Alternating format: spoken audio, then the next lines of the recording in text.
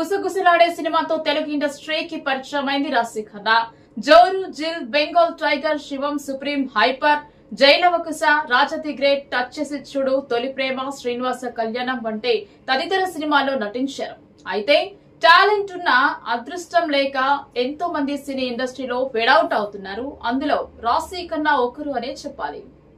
Career start చేసి పుష్కర కాలం అయినప్పటికీ అమ్మడు కెరీర్లో పెద్దగా హిట్లు లేవనే చెప్పాలి. కారణాలు తెలియదు కానీ స్టార్ హీరోలతో నటించే అవకాశం రాశి ఖన్నాకు దక్కలేదని చెప్పాలి. ఎన్టీఆర్ మినహాయిస్తే మిగిలిన హీరోలెవ్వరూ కూడా రాశి ఖన్నా వైపు కన్నెత్తి చూడలేదు. ఇక సెకండ్ గ్రేడ్ హీరోలతో రాశి ఖన్నా నటించిన సినిమాలన్నీ కూడా బాక్సాఫీస్ వద్ద బోల్తా కొట్టాయి.